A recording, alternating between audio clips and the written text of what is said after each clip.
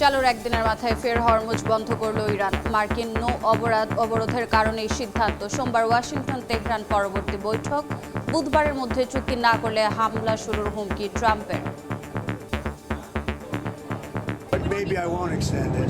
So you have a blockade, and unfortunately we'll have to start dropping bombs again. যুদ্ধবিরতির মধ্যে খুলছে ইরানের 6টি বিমানবন্দর। ইসরায়েলি হামলা থামলেও লেবাননে মানবিক সংকট চরমে, ভেঙে পড়েছে স্বাস্থ্য ব্যবস্থা।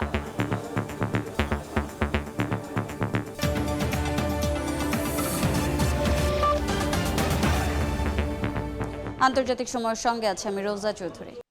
সরকারের 2 মাস পূর্তি উপলক্ষে তেজগাঁওয়ে প্রধানমন্ত্রীর কার্যালয়ে চলছে সংবাদ সম্মেলন। সরাসরি যাচ্ছে সেখানে। কিংবা 2 দিন অথবা প্রয়োজন অনুযায়ী প্রধানমন্ত্রীর কার্যালয়ে সংবাদ ব্রিফিংয়ের আয়োজনের প্রস্তুতি রয়েছে। অবাধ তথ্য প্রবাহ বিশ্বের দেশগুলোকে এখন গ্লোবাল ভিলেজে পরিণত করেছে। সুতরাং দেশে বিদেশে অনেকেরই অনেক বিষয়ে জিজ্ঞাসা রয়েছে, আগ্রহ রয়েছে, জানার আগ্রহ রয়েছে। বর্তমান সরকার সেই সব বিষয়েও যৌক্তিক সকল জিজ্ঞাসার জবাব দিতে প্রস্তুত। সুতরাং সাংবাদিকদের ফোন কিংবা ইমেলের মাধ্যমেও তথ্য জানার সুযোগ রয়েছে। এর পাশাপাশি সরকারের যাবতীয় তথ্য মন্ত্রণালয় যথানিয়মে জনগণকে প্রতিদিন অবহিত করছে। একই সঙ্গে সারা দেশে 64টি জেলার তথ্য অফিস রয়েছে। এছাড়া উপজেলা পর্যায়েও রয়েছে আরও 4টি তথ্য অফিস।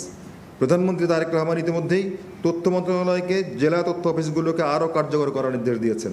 এই অফিসগুলোর কার্যক্রম আরও জোরদার করা গেলে স্থানীয় পর্যায়ের সঠিক তথ্যগুলো তুলে ধরা এবং মিথ্যা তথ্য, ভুল তথ্য কিংবা অপতথ্যের বিরুদ্ধেও সক্রিয় ভূমিকা রাখা সম্ভব হবে। কোনো জেলায় কোনো ঘটনা ঘটলে জেলা তথ্য কর্মকর্তাগণ যাতে তথ্য প্রদানের জেলার মুখপাত্র হিসাবে ভূমিকা রাখতে পারেন সেটিও নিশ্চিত করার জন্য ইতিমধ্যে তথ্য মন্ত্রণালয় কার্যক্রম শুরু করে দিয়েছে। প্রিয় সাংবাদিক বন্ধুগণ, এবার আসি আমরা সোশ্যাল মিডিয়ার বিষয়ে। সোশ্যাল মিডিয়ার মাধ্যমে ছড়িয়ে পড়া সকল তথ্য যেমন মিথ্যা কিংবা প্রোপাগান্ডা হিসাবে উপেক্ষা করার সুযোগ নেই, আবার সকল তথ্য যাচাই বাছাই ছাড়া বিশ্বাস করারও কোনো কারণ নেই। কৃত্রিম বুদ্ধিমত্তা বা এআই দিয়েও অনেক মিথ্যাকে সত্যের মতো করে ছড়িয়ে দিয়ে জনগণকে বিভ্রান্ত করার অপচেষ্টা অব্যাহত রয়েছে। আমরা আশা করি জনগণকে তথ্য জানার সুযোগ অবারিত রাখলে জনগণ বিভ্রান্ত হবে না। অপতথ্য কিংবা মিথ্যা তথ্য দিয়ে জনগণকে কিছু সময়ের জন্য বিভ্রান্ত করা সম্ভব হলেও শেষ পর্যন্ত জনগণের কাছে সঠিক তথ্যটি পৌঁছে যাবে। সুতরাং মূলধারার গণমাধ্যম দায়িত্বশীলতার সঙ্গে জনগণের সামনে নিজেদের ক্রেডিবিলিটি প্রতিষ্ঠা করতে পারলে সোশ্যাল মিডিয়া সত্য মিথ্যা যাচাই জনগণের জন্য সোশ্যাল মিডিয়ার সত্য মিথ্যা যাচাই জনগণের জন্য সহজ হয়ে যাবে। প্রিয় সাংবাদিক বন্ধুগণ, আমি আর কথা বাড়াবো না। মাননীয় প্রধানমন্ত্রী তারেক রহমানের বর্তমান গণতান্ত্রিক সরকারের 2 মাস পার হয়েছে। এই 2 মাসের উল্লেখযোগ্য কার্যক্রম আপনাদের সামনে উপস্থাপন করবেন প্রধানমন্ত্রী কার্যালয়ের অন্যতম মুখপাত্র ডক্টর মেহেদী আমিন।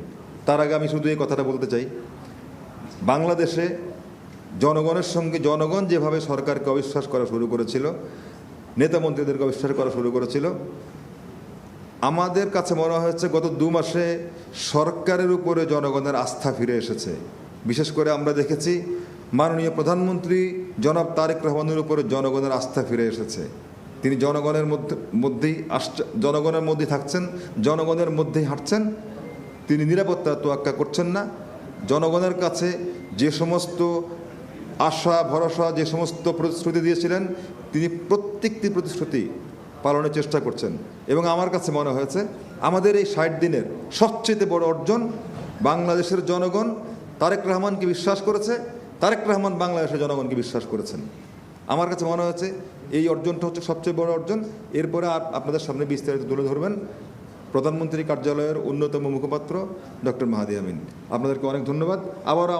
আবারও খুব শীঘ্রই আপনাদের সঙ্গে কথা হবে। Thank you.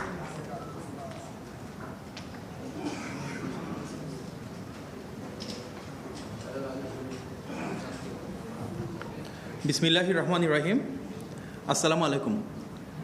প্রিয় সাংবাদিক ভাই ও বোনেরা, আপনাদের সবাইকে আন্তরিক ধন্যবাদ জানাচ্ছি আজকের সংবাদ সম্মেলনে উপস্থিত হওয়ার জন্য। আপনারা জানেন যে মাননীয় প্রধানমন্ত্রী জনাব তারেক রহমানের নেতৃত্বে জনগণের ভোটে নির্বাচিত গণতান্ত্রিক সরকারের শপথ গ্রহণের 2 মাস পূর্ণ হয়েছে গতকাল। বিগত 1.5 দশকের ফ্যাসিবাদী শাসনের রক্তস্নাত অধ্যায় অতিক্রম করে গণমানুষের অধিকার প্রতিষ্ঠার পথে জাতিকে এগিয়ে নেওয়ার ক্ষেত্রে তিনি দৃঢ় ও সাহসী নেতৃত্ব দিয়েছেন। দীর্ঘ নির্বাসন শেষে তার স্বদেশ প্রত্যাবর্তন শুধু বাংলাদেশের জন্য নয়, বিশ্ব রাজনীতির জন্য একটি ঐতিহাসিক ঘটনা। সেই সময় থেকেই আন্তর্জাতিক গণমাধ্যমগুলো তাকে অবশ্যম্ভাবী প্রধানমন্ত্রী হিসেবে বিবেচনা করতে শুরু করে এবং তার নেতৃত্ব, ভিশন ও পলিসি নিয়ে বিস্তৃত ফিচার প্রকাশ করে। গত 12ই ফেব্রুয়ারির নির্বাচনে অর্জিত নিরঙ্কুশ বিজয়কে দেশি বিদেশি গণমাধ্যম ও পর্যবেক্ষকরা গণতন্ত্রের পুনরুত্থান ও জনগণের আকাঙ্ক্ষার প্রতিফলন হিসেবে আখ্যায়িত করেছেন। বিশ্বের প্রায় সকল দেশের রাষ্ট্রপ্রধানেরা শুভেচ্ছা বার্তা প্রেরণ করেছেন, গণতান্ত্রিক সরকারের সাথে কাজ করার আগ্রহ প্রকাশ করেছেন ও সর্বোচ্চ আন্তরিকতার সাথে মাননীয় প্রধানমন্ত্রীকে অভিনন্দন জানিয়েছেন। দায়িত্ব গ্রহণের মাত্র 2 মাসের মধ্যেই সরকারের প্রতিশ্রুতি বাস্তবায়নের যে দৃশ্যমান অগ্রগতি রয়েছে তা দেশে বিদেশে ব্যাপকভাবে প্রশংসিত হচ্ছে। আপনারা অবহিত আছেন যে আমাকে এবং মাননীয় প্রধানমন্ত্রীর প্রেস সচিব জনাব সালেহ শিবলিকে প্রধানমন্ত্রী কার্যালয়ের মুখপাত্র হিসেবে দায়িত্ব প্রদান করা হয়েছে। আমরা আন্তরিক কৃতজ্ঞতা পোষণ করছি। আজকের এই অনুষ্ঠান আয়োজনের জন্য ধন্যবাদ ও কৃতজ্ঞতা জানাই মাননীয় প্রধানমন্ত্রীর প্রেস সচিব জনাব সালেহ শিবলি, অতিরিক্ত প্রেস সচিব জনাব আতিকুর রহমান রুমন সহ প্রেস উইংয়ের সকল সম্মানিত সদস্যকে।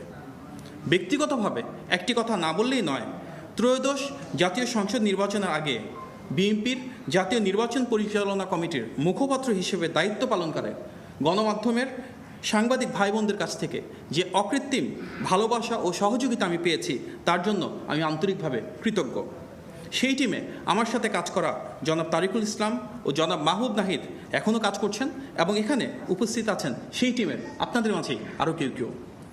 সামনের দিনগুলোতেও যে কোনো ভুল ত্রুটি আপনারা যুক্তিসঙ্গত সমালোচনার মাধ্যমে তুলে ধরবেন এবং মাননীয় প্রধানমন্ত্রী জনাব তারেক রহমান এবং সরকারের ইতিবাচক উদ্যোগ ও জনকল্যাণমূলক পদক্ষেপে পাশে থাকবেন, এটি আমাদের প্রত্যাশা। কারণ আপনাদের সহযোগিতা ও গঠনমূলক সমালোচনাই আমাদের সমৃদ্ধ করে। মুখপাত্র হিসেবে আমাদের প্রধান লক্ষ্য হল মাননীয় প্রধানমন্ত্রীর কর্মপরিকল্পনা, রাষ্ট্র পরিচালনার নীতিমালা এবং গণতান্ত্রিক শাসন ব্যবস্থায় তার গ্রহণ ও বাস্তবায়িত বিভিন্ন উদ্যোগকে একটি স্বচ্ছ, নিয়মতান্ত্রিক ও ধারাবাহিক প্রক্রিয়ার মাধ্যমে জনগণের সামনে তুলে ধরা। উল্লেখ্য যে প্রতিটি মন্ত্রণালয়ের মাননীয় মন্ত্রী, প্রতিমন্ত্রী ও উপদেষ্টাগণ নিজ নিজ দপ্তর সংক্রান্ত বিষয় যথারীতি তুলে ধরবেন এবং মাননীয় সংসদ সদস্যবৃন্দ তাদের নির্বাচনী এলাকা ও সংশ্লিষ্ট বিষয়ে স্বাভাবিকভাবেই মতামত তুলে ধরবেন। আমাদের দায়িত্ব মূলত মাননীয় প্রধানমন্ত্রীর নেতৃত্বে পরিচালিত রাষ্ট্রীয় কার্যক্রম ও জনগণের কল্যাণে তার নিরলস প্রচেষ্টাকে যথাযথভাবে উপস্থাপন করা। ফ্যাসিবাদের দীর্ঘ সময় এবং গত প্রায় 1.5 বছরের অন্তর্বর্তী সরকারের সময় একটি নির্দিষ্ট গোষ্ঠী পরিকল্পিতভাবে বহুমুখী অপপ্রচারে লিপ্ত থাকলেও সামাজিক যোগাযোগ মাধ্যমে অসংখ্য সচেতন নাগরিক স্বতঃস্ফূর্তভাবে শক্ত অবস্থান নিয়ে এসব মিথ্যাচার ও উদ্দেশ্য প্রণোদিত প্রচারণার বিরুদ্ধে জোরালো প্রতিরোধ গড়ে তুলেছেন। এই জন্য গণতন্ত্রকামী জনগণের পক্ষ থেকে আমরা আন্তরিক ধন্যবাদ জানাই। আমরা প্রত্যাশা করি সামনের দিনগুলোতেও ইতিবাচক এই ধারাবাহিকতা অব্যাহত থাকবে। একই সঙ্গে সরকারের সংশ্লিষ্ট ব্যক্তিবর্গ নিজ নিজ অবস্থান থেকে তথ্যভিত্তিক বক্তব্য তুলে ধরে অপপ্রচারের বিরুদ্ধে কার্যকর ভূমিকা রাখবেন।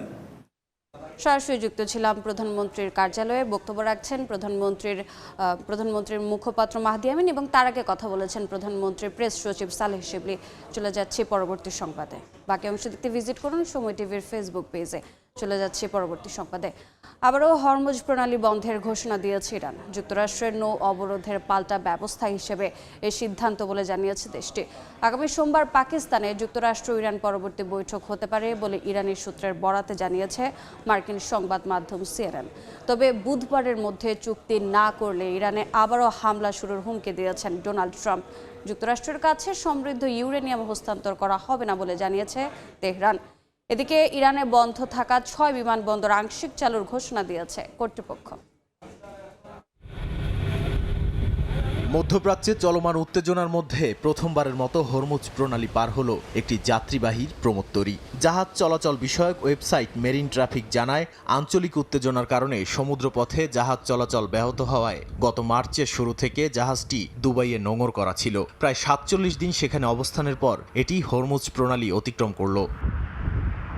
বাণিজ্যিক জাহাজের জন্য ইরানি কর্মকর্তাদের হরমুজ প্রণালী খুলে দেওয়ার ঘোষণার প্রভাব পড়েছে জ্বালানি তেলের বাজারে। ব্রেন্ট ক্রুড আর ইউএস অয়েলের দাম ব্যারেল প্রতি $90 নিচে নেমেছে। তবে এর পরপরই হরমুজ প্রণালী বন্ধের ঘোষণা দিয়েছে ইরানি ইসলামী বিপ্লবী গার্ড বাহিনী IRGC। যুক্তরাষ্ট্রের নৌ অবরোধের জেরে পাল্টা ব্যবস্থা হিসেবেই এ সিদ্ধান্ত বলে জানানো হয়। এর আগে সামাজিক মাধ্যম এক্সে দেয়া এক পোস্টে ইরানের পার্লামেন্টারি স্পিকার মোহাম্মদ বাঘের গালিবাফ বলেন, যুক্তরাষ্ট্র ইরানি বন্দরগুলোতে অবরোধ অব্যাহত রাখলে হরমুজ প্রণালী আবারও বন্ধ করে দেয়া হবে। তার ওই হুঁশিয়ারির পরপরই আবারও হরমুজ প্রণালী বন্ধের ঘোষণা দেয়া হলো। এদিকে আগামী সোমবার পাকিস্তানে যুক্তরাষ্ট্র ইরান পরবর্তী বৈঠক হতে পারে বলে ইরানি সূত্রের বরাতে জানিয়েছে মার্কিন সংবাদ মাধ্যম CNN। ওই কর্মকর্তারা জানান, আলোচনার জন্য দুই দেশের প্রতিনিধিদের রোববারই ইসলামাবাদে পৌঁছানোর কথা রয়েছে। তবে ইরানের সঙ্গে যুদ্ধ বন্ধে আগামী বুধবারের মধ্যে দীর্ঘমেয়াদী কোনো চুক্তি না হলে যুদ্ধবিরতি শেষ করার ঘোষণা দিয়েছেন মার্কিন প্রেসিডেন্ট ডোনাল্ড ট্রাম্প। বুধবারের মধ্যে সমঝোতায় পৌঁছাতে ব্যর্থ হলে ইরানে আবার বোমা হামলার হুমকি দেন তিনি। আমি জানি না যুদ্ধবিরতির মেয়াদ বাড়াবো কিনা, তবে তারা যদি চুক্তি না করে তাহলে দুর্ভাগ্যজনকভাবে আমাদের আবার বোমা ফেলা শুরু করতে হবে। ইরান তাদের সমৃদ্ধ ইউরেনিয়ামের মজুদ হস্তান্তর করবে বলে ট্রাম্প বারবার দাবি করে আসলেও তেহরানের বার্তা স্পষ্ট, যুক্তরাষ্ট্রের কাছে কোনোভাবেই সমৃদ্ধ ইউরেনিয়াম হস্তান্তর করবে না তারা। নিজেদের সমৃদ্ধ ইউরেনিয়াম দেশের বাইরে পাঠানোর বিষয়ে কোনো ধরনের সমঝোতা হয়নি বলেও জানান ইরানের পররাষ্ট্র মন্ত্রণালয়ের মুখপাত্র ইসমাইল বাঘেই। নাদিম মারজান, সময় সংবাদ। এ নিয়ে আলোচনার জন্য স্টুডিওতে আছেন সহকর্মী ওমর ইনান, যাচ্ছি তার কাছে। ইনান, আপনাকে স্বাগত। ধন্যবাদ। ইনান, গতকাল রাতেও আমরা জানতে পেরেছিলাম যে হরমুজ প্রণালী খুলে দেওয়ার একটি ঘোষণা এসেছে। আজ দুপুর পর্যন্ত এটি বহাল ছিল। কিছুক্ষণ আগে হুট করে হরমুজ প্রণালী বন্ধের এই যে ঘোষণা এলো, এটির মূল কারণ কি হতে পারে? রোজা, আপনি ঠিকই বলেছেন। গতকাল থেকে দুপুর পর্যন্ত আমরা তাই জানতাম যে নতুন করে হরমুজ প্রণালী আসলে খুলে দেওয়া হয়েছে, যে মার্কিন অবরোধ, সেই অবরোধ চলছিল।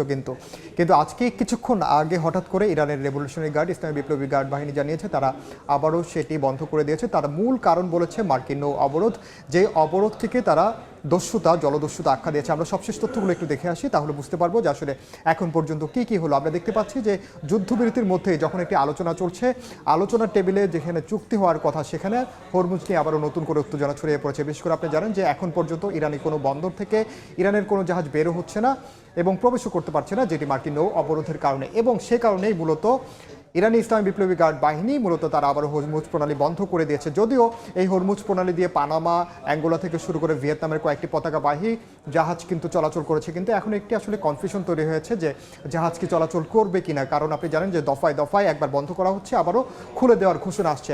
আর মার্কিন প্রেসিডেন্ট ডোনাল্ড ট্রাম্প যেটি বলেছেন, চুক্তি না হওয়া পর্যন্ত, একেবারে শতভাগ তাদের ট্রানজ্যাকশন না হওয়া পর্যন্ত এই মার্কিন নৌ অবরোধ বহাল থাকবে।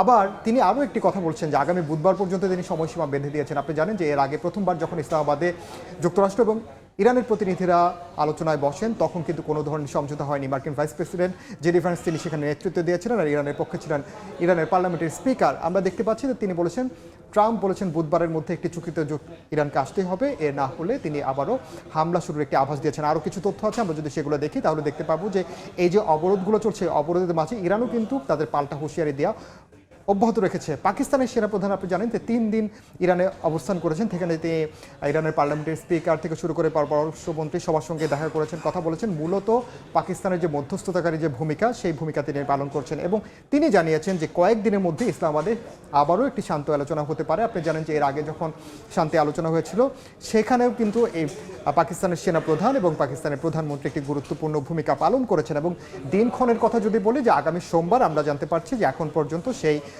শান্তি আলোচনা আবারও হওয়ার সম্ভাবনা রয়েছে। যদিও মার্কিন প্রেসিডেন্ট ডোনাল্ড ট্রাম্প বলছেন তিনি একটি চুক্তির জন্য মুখিয়ে আছেন। এবং হরমুজের নিরাপত্তায় বহুজাতিক জোট গঠন পরিকল্পনা করেছে যুক্তরাজ্য ও ফ্রান্স। আপনি জানেন যে ফ্রান্স এবং যুক্তরাজ্য এরই মধ্যে কিন্তু যুক্তরাষ্ট্রের যে পরিকল্পনা মার্কিন নৌ অবরোধ সেই নৌ অবরোধে তারা সায় দেয়নি। তারা বিপরীতে বলছে হরমুজ প্রণালী কিভাবে উন্মুক্ত রাখা যায়, হরমুজ প্রণালীর যে স্বাভাবিক নৌযান চলাচল, বাণিজ্যিক জাহাজের চলাচল সেটি তারা নিশ্চিত করতে চায়। যে কারণে একটি বহুজাতিক জোট গঠনের পরিকল্পনা করছে ইউরোপের যে দেশগুলো, বিশেষ করে যুক্তরাজ্য এবং ফ্রান্স। তারা বলছে যে হরমুজ যদি উন্মুক্ত রাখা যায় তবে সেক্ষেত্রে শুধুমাত্র এই যে একটি অচল অবস্থা চলছে এটি আসলে সমাধান করা সম্ভব।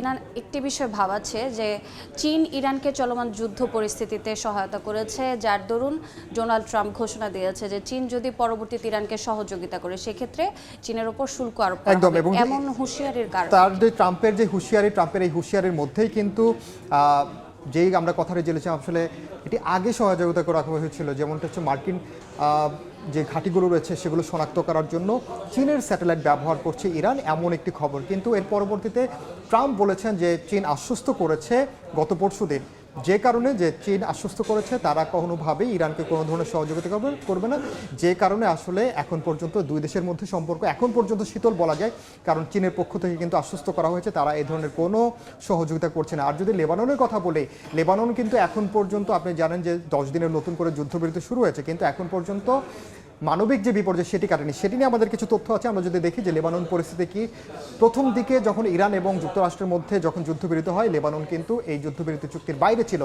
এবং পরবর্তীতে ওয়াশিংটনে আমরা দেখেছি যুক্তরাষ্ট্রর মধ্যস্থতায় ইসরায়েল এবং ইরানের প্রতিনিধিরা, বিশেষ করে সরকারি দলের প্রতিনিধিরা সেখানে বৈঠক করে এবং 10 দিনের একটি যুদ্ধবিরতির কথা বলেছেন মার্কিন প্রেসিডেন্ট ডোনাল্ড ট্রাম্প। তিনি দাবি করেছেন তার নির্দেশেই ইরান আর কোনো ধরনের বোমা হামলা করবে না, এমন একটি নির্দেশনা দিয়েছেন। এবং বাড়িঘরে যেমন সাধারণ লেবাননরা ফিরছে সেখানে কিন্তু এখন আপনি জানেন যে প্রথম দিন আমরা দেখেছি, যখন প্রথম দিন যেদিন যুদ্ধবিরতি চুক্তি হলো সেদিনেই আমরা দেখেছি যে 1 ঘন্টায় শতাধিক স্থানে যখন হামলা হলো, সেই হামলায় যে পরিমাণ ধ্বংসযজ্ঞ, সেই ধ্বংসযজ্ঞের চিত্র কিন্তু এখন যারা ফিরছে তারা দেখতে পাচ্ছে, এবং সেখানকার যে স্বাস্থ্য ব্যবস্থা একেবারেই ভেঙে পড়েছে।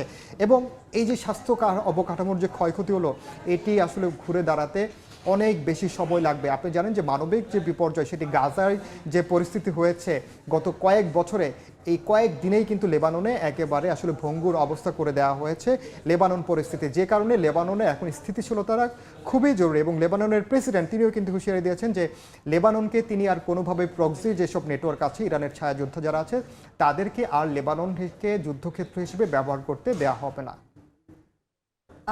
ইরান এই লেবানন যে যুদ্ধবিরতিতে গেল 10 দিনের, এটি আসলে কতটুকু স্থায়ী? এটি আসলে এখন নির্ভর করছে ইসরায়েল এবং লেবাননের যে সশস্ত্র গোষ্ঠী হেজবুল্লাহ তারা এই যুদ্ধবিরতি চুক্তিটিকে আসলে কতটুকু মেনে নেয়। আমরা সবাই আশা করি যে আসলে বিশ্ব একটি শান্তির দিকে যাবে, ইরানের যে যুদ্ধবিরতি সেটিও স্থায়ী হবে, একই সঙ্গে লেবাননের যুদ্ধবিরতিও স্থায়ী হবে। ধন্যবাদ ইনান। ধন্যবাদ। চলমান যুক্তরাষ্ট্র এবং ইরানের উত্তেজনা নিয়ে আলোচনার জন্য স্টুডিওতে যুক্ত ছিলেন সহকর্মী ওমর ইনান। লেবানন কারো যুদ্ধের ময়দান নয় বলে হুঁশিয়ারি দিয়েছেন দেশটির প্রেসিডেন্ট জোসেফ আউন। বৈরুত আর কারো প্রক্সি যুদ্ধের ক্ষেত্র হবে না উল্লেখ করে দীর্ঘস্থায়ী যুদ্ধবিরতি চুক্তির কথা বলেন তিনি। যুদ্ধবিরতির পদক্ষেপকে কূটনৈতিক প্রচেষ্টা জোরদারের পাশাপাশি সামরিক চাপ বজায় রাখার কৌশল হিসেবে উল্লেখ করেছেন ইসরায়েলি প্রধানমন্ত্রী। এদিকে 10 দিনের যুদ্ধবিরতিতে লেবাননের দক্ষিণাঞ্চলে ফিরতে শুরু করেছেন বাস্তুচ্যুতরা। ইসরায়েলি বাহিনী ও হিজবুল্লাহর রক্তক্ষয়ী সংঘাতের পর যুদ্ধবিরতিতে লেবাননের দক্ষিণাঞ্চলে ফিরতে শুরু করেছেন বাস্তুচ্যুত বাসিন্দারা। জনস্রোত এত বেশি ছিল যে কাশ্মীয়া সেতুতে তৈরি হয় তীব্র যানজট। আমি মাটিকে চুমু দিতে চাই, আমরা ঘরে ফিরছি। শুধু আশা করি আমাদের ঘরবাড়ি ধ্বংস হয়ে যায়নি। মানুষ ক্লান্ত হয়ে পড়েছে, তাই আমরা আশা করি কর্তৃপক্ষ এই সমস্যার একটি স্থায়ী সমাধান খুঁজে বের করবে। সৃষ্টিকর্তার কৃপায় এবং আমাদের যোদ্ধাদের কারণে আমরা আবার আমাদের গ্রামে ফিরে যাচ্ছি। আমরা মাথা উঁচু করে ফিরে যাচ্ছি। ইসরায়েলি হামলায় ধ্বংসস্তূপে পরিণত হয়েছে লেবাননের দক্ষিণাঞ্চল। এর মাঝেই চলছে টিকে থাকার লড়াই। যারা ফিরেছেন নিজেরাই মেরামত করছেন ঘরবাড়ি। 6 সপ্তাহের সংঘাতে 2000-এর বেশি মানুষের প্রাণহানি এবং লাখো মানুষ বাস্তুচ্যুত হন। এদিকে লেবাননের প্রেসিডেন্ট জোসেফ আউন স্পষ্ট বার্তা দিয়ে বলেন, বৈরুত কারো যুদ্ধের ময়দান নয়, লেবানন আর কারো প্রক্সি যুদ্ধের ক্ষেত্র হবে না উল্লেখ করে নিজ দেশের সার্বভৌমত্ব ও ভৌগোলিক অখণ্ডতা রক্ষার কথা জানান তিনি। একই সঙ্গে 10 দিনের যুদ্ধবিরতিকে দীর্ঘস্থায়ী চুক্তিতে পরিণত করার কথাও উল্লেখ করেন প্রেসিডেন্ট জোসেফ। এই আলোচনা দুর্বলতার কোনো লক্ষণ নয়, পিছু হটা নয়, কিংবা কোনো ছাড়ও নয়, বরং আমাদের জনগণের প্রতি দায়বদ্ধতা থেকে নেয়া একটি সিদ্ধান্ত।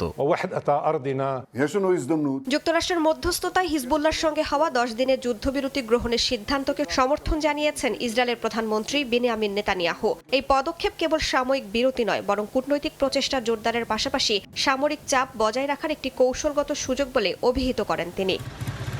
এদিকে লেবাননে বিমান হামলা চালাতে ইসরায়েলকে নিষিদ্ধ করা হয়েছে। মার্কিন প্রেসিডেন্ট ডোনাল্ড ট্রাম্পের এমন পোস্টের স্পষ্টতা জানতে হোয়াইট হাউসের কাছে ব্যাখ্যা চেয়েছে ইসরায়েল। রাইসা জান্নাত, সময় সংবাদ। গাজার বিভিন্ন এলাকায় ইসরায়েলি হামলায় অন্তত 4 ফিলিস্তিনি নিহত হয়েছেন। এর মধ্যে 9 বছর বয়সী শিশুও রয়েছে। ইসরায়েলি সেনাবাহিনীর দাবি, ইয়েলো লাইন অতিক্রম করায় গুলি চালানো হয়। এদিকে জাতিসংঘের নারী বিষয়ক সংস্থার প্রতিবেদন অনুযায়ী গাজায় 26 মাসে 38,000-এর বেশি নারী ও কিশোরী নিহত হয়েছেন। যুদ্ধের সময় প্রতিদিন গড়ে প্রাণ হারান 47 জন নারী। বর্তমানে গাজায় অন্তত 10 লাখ নারী ও কিশোরী বাস্তুচ্যুত অবস্থায় রয়েছেন। অবকাঠামো ধ্বংস হয়ে যাওয়ায় স্বাস্থ্যসেবা পাওয়া প্রায় অসম্ভব হয়ে পড়েছে।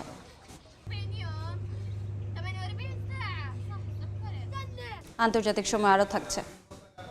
হজ যাত্রার প্রথম দিনেই 3টি ফ্লাইটে জেদ্দা গেলেন 1235 জন। সার্বিক ব্যবস্থাপনায় হজ যাত্রীদের সন্তোষ, 2 দেশের কর্মকর্তাদের উষ্ণ অভ্যর্থনা। মাত্র 5 দিন পর পশ্চিমবঙ্গ বিধানসভা নির্বাচনের প্রথম পর্বের ভোট 23 এপ্রিল। সেই ভোটের শেষ মুহূর্তে প্রচারে ব্যস্ত বিজেপি তৃণমূল হেভিওয়েট রাজনীতিকরা। বিস্তারিত জানাতে কলকাতায় আছেন সহকর্মী সুব্রত আচার্য, যাচ্ছে তার কাছে। সুব্রত, দেখুন, নির্বাচনী প্রচার প্রচারণায় ব্যস্ত সময় পার করছেন পশ্চিমবঙ্গের হেভিওয়েট নেতা এবং বলা ভালো সর্বভারতীয় নেতৃত্ব। আপনি জানেন ইতিমধ্যেই গতকাল রাত থেকে এই প্রচার প্রচারণায় নতুন একটি মাত্রা যোগ হয়েছে। সেটি কি? আপনি জানেন যে এই চলতি ভারতের যে বাজেট অধিবেশন, এই অধিবেশনের বর্ধিত অধিবেশন ডাকা হয় সংবিধান সংশোধনী বিল আনার জন্য। সেই বিল কি? সেটি হচ্ছে সংসদে 33% নারী আসন বৃদ্ধি এবং সেই সঙ্গে আনা হয়েছে যে লোকসভা আসনের যে 543টি আসন সেখান থেকে বাড়িয়ে 816টি আসন করা এবং একই সঙ্গে কেন্দ্রীয় শাসিত অঞ্চলগুলোর যে নিয়ন্ত্রণ আইন সেটিও সংশোধনী করার ক্ষেত্রে গতকাল রাতে অর্থাৎ পরশুদিন যখন বিলটি আনা হয়েছিল তখনই বোঝা যাচ্ছিল যে বিজেপির সরকারের সংখ্যাগরিষ্ঠতা, লোকসভায় সংখ্যাগরিষ্ঠতার কারণে হয়তো বিলটি এবার পাস নাও হতে পারে। গতকাল আমরা দেখেছি যে তড়িঘড়ি করে বিলটি আনা হয় এবং যথারীতি যেটি আশঙ্কা করা হচ্ছিল যে বিজেপি বা এনডিএর সরকারের যে বিল, সেই বিলটি কিন্তু রীতিমতো প্রত্যাখ্যান হয়। ভোটাভুটিতে বিলটি আর পাস হয়নি। ফলত এই যে বিল, এই যে অত্যন্ত গুরুত্বপূর্ণ বিলটি প্রত্যাহার করে নিতে বাধ্য হয়। আপনি জানেন যে ভোটটি পাওয়ার কথা ছিল সেই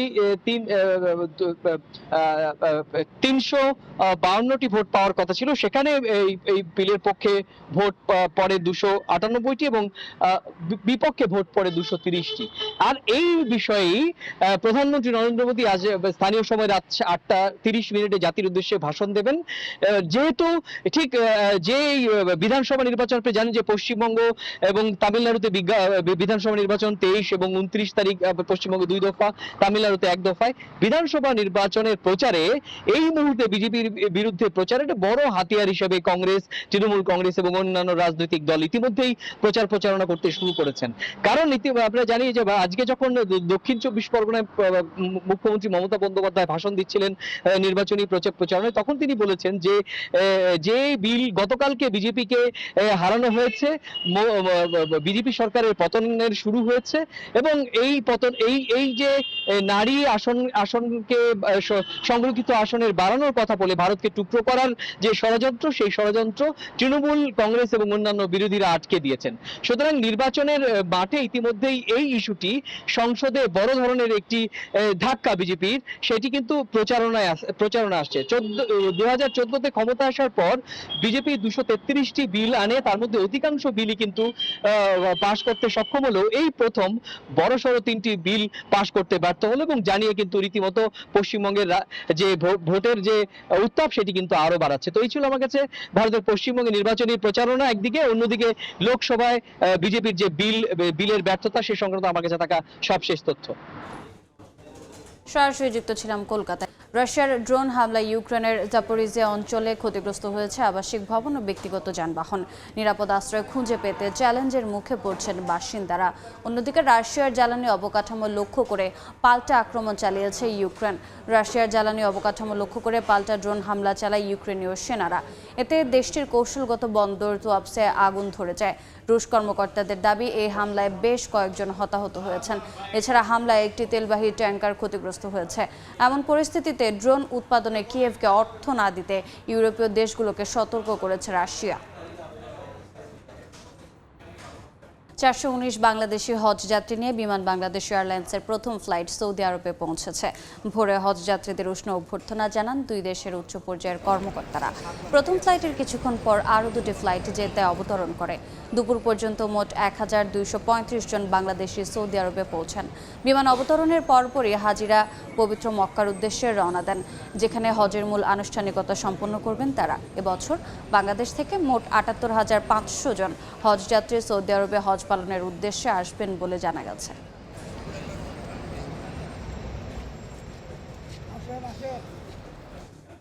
আন্তর্জাতিক সময়ের শীর্ষ সংবাদগুলো জানিয়ে দিচ্ছে আরেকবার। চালুর একদিনের মাথায় ফের হরমুজ বন্ধ করল ইরান। মার্কিন নৌ অবরোধের কারণে সিদ্ধান্ত। বুধবারের মধ্যে চুক্তি না করলে হামলা শুরুর হুমকি ট্রাম্পের। যুদ্ধবিরতির মধ্যে খুলছে ইরানের 6টি বিমানবন্দর। ইসরায়েলি হামলা থামলেও লেবাননে মানবিক সংকট চরমে, ভেঙে পড়েছে স্বাস্থ্য ব্যবস্থা।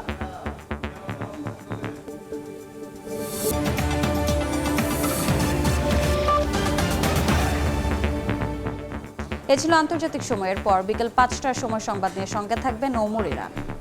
রোজা, আপনাকে ধন্যবাদ। বিকেল 5টার সময় সংবাদ নিয়ে আসছি কিছুক্ষণ পর, সঙ্গে থাকুন সময়ের।